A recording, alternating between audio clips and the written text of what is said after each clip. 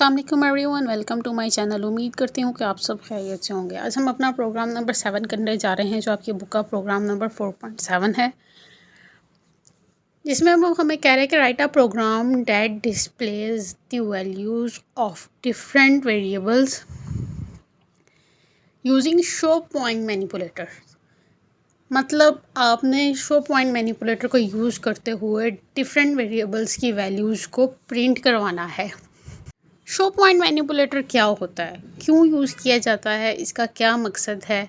तो ये भी एक मैनिपुलेटर है, जिस तरह हमने SW मैनिपुलेटर यूज़ किया है और बाकी के मैनिपुलेटर्स हैं, इसी तरह शो पॉइंट मैनिपुलेटर है।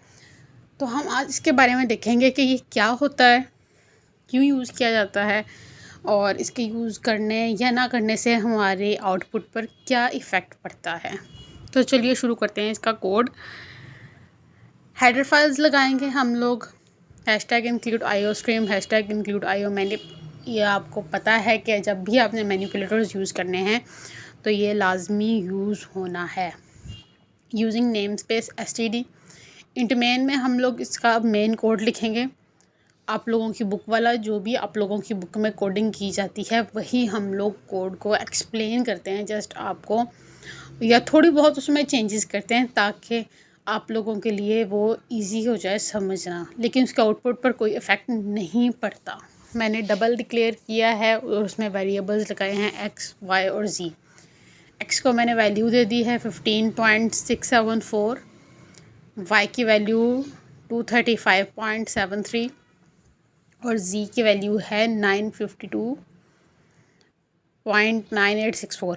ये आप लोगों की एग्जैक्ट बुक वाली फ़िगर्स उठाई गई हैं ताकि आप लोगों को उसी के अकॉर्डिंग ही इसका आंसर जो है वो पता चल सके कि क्या आप लोगों ने अगर यही सेम वैल्यूज़ रखें, क्योंकि आप लोगों को जब टास्क दिया जाता है स्टूडेंट्स को, तब आप लोगों को कहा जाता है कि आप लोग अपनी मर्ज़ी से वैल्यूज़ यूज़ करें ताकि हमें पता चले कि आप लोगों ने ख़ुद किया है और अपना अपना टास्क परफॉर्म किया है।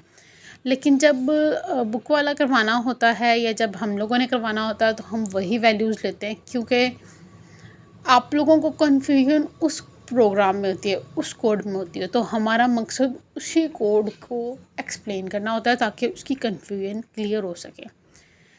ठीक है, तो अब हम लोगों ने इस तरह इसके पॉइंट्स बनाने हैं, सी आउट की स्टेटमेंट्स बनानी है। cout.setf iOS fixed iOS float field. ठीक है, फिर cout.setf iOS शो पॉइंट,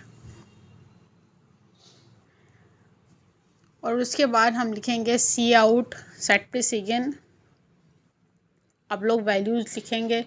ठीक है स्टूडेंट्स, आप लोग जो अपने तरीके से कोड करते हैं ना, जो आप लोग टास्क परफॉर्म करते हैं उसमें आप लोग मतलब ज़्यादा चेंजेस करने की कोशिश किया करें। जैसे कि अगर आप लोगों का ये वाला कोड है, इसमें आप लोग डबल की जगह कुछ और वेरिएबल ले सकते हैं और इंट लिख सकते हैं और इंट भी ले सकते हैं। तो आप लोग कुछ भी ले सकते हैं, लेकिन मैं कह रही हूँ कि आप लोग ज़्यादा सारी चेंजेस किया करें ताकि आप लोगों को कन्फ्यूजन्स क्लियर हो सकें।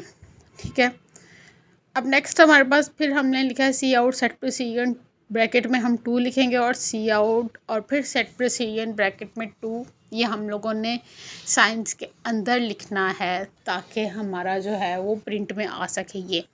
उसके बाद x की value, x is equals to x की value endl, y is equal to y की value endl, z is equals to z की वैल्यू एंडल।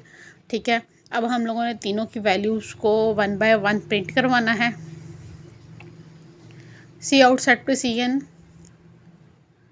3। अब हमने इसी तरह पहले सेट प्रेसिजन की वैल्यू 2 सेट की थी, अब सेट प्रेसिजन की वैल्यू 3 सेट कर दी है। अब हम फिर उसी तरीके से 1 बाय 1 x, y और z की वैल्यूज़ प्रिंट करवाएंगे।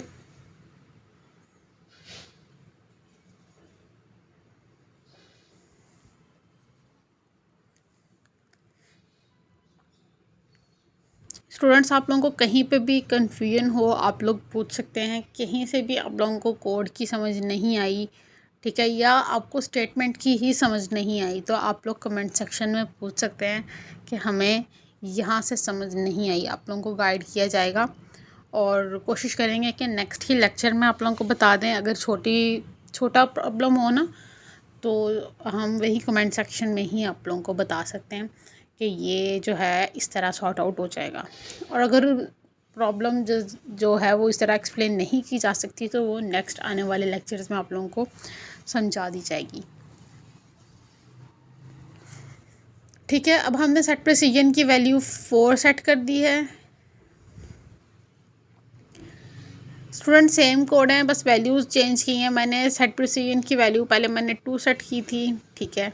उसके बाद मैंने 3 सेट की है, अब मैं कर रही हूँ 4 और इसी तरह x, y और z की वैल्यू प्रिंट करवाऊँगी।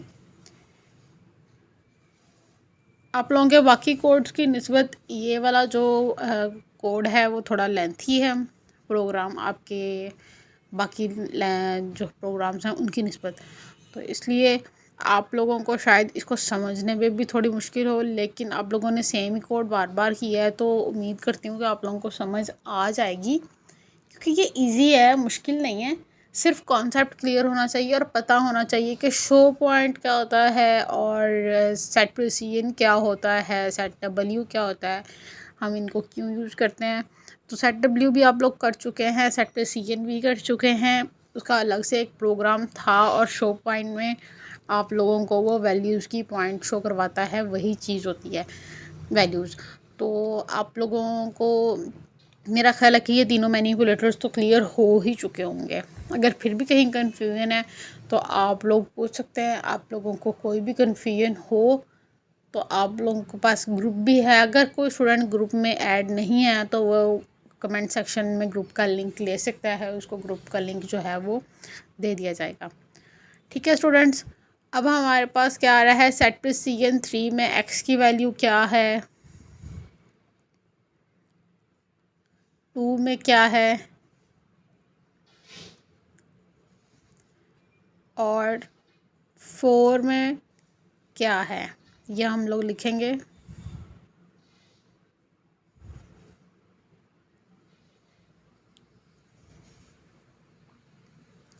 रिटर्न 0 हमारा कोड जो है वो डिक्लेयर हो गया है कि ये हमने एंड कर दिया है। दोबारा से कोड चेक कर लें। हेडर फाइल्स लगाई हैं हमने, डबल XYZ को डिक्लेयर किया, x की वैल्यू, y की वैल्यू, z की वैल्यू, एग्जैक्ट वही बुक वाली स्टेटमेंट्स बनाएंगे। C out set F, iOS fixed, iOS float field, C out set F, iOS show point, set precision 2 की वैल्यू सेट करके XYZ की वैल्यू पुट करवाई, 3 value set करके XYZ की वैल्यू पुट करवाई, 4 वैल्यू सेट करके XYZ की value जो है वो हमने प्रिंट करवाई। और उसके बाद सेट प्रेसिजन 3 में हमने देखना है कि x की वैल्यू क्या है, सेट प्रेसिजन 2 में y की वैल्यू क्या है, सेट प्रेसिजन 4 में z की वैल्यू क्या है। रिटर्न 0 हमारा कोड जो हो गया है कंप्लीट। चलिए हम इसकी आउटपुट देख लेते हैं। ठीक है, देखें स्टूडेंट्स, आपके सामने इसकी आउटपुट आ चुकी है, वैल्यूज़ प्रिंट हो चुकी हैं। सेट प्रेसिजन 2, 3 और 4 1 बाय 1 करके प्रिंट हो गई हैं। इसी तरह आपने वैल्यूज़ को चेंज करके तो आप लोगों ने नेक्स्ट टास्क परफॉर्म करना है। स्टूडेंट्स, उम्मीद करती हूँ कि आप लोगों को कोड की हर चीज़ की समझ आई होगी। अगर आप लोगों को अभी भी किसी चीज़ की समझ नहीं आई तो आप लोग कमेंट सेक्शन में पूछ सकते हैं। मिलते हैं नेक्स्ट लेक्चर में, तब तक के लिए अपना ख्याल रखिए। अल्लाह हाफ़िज़।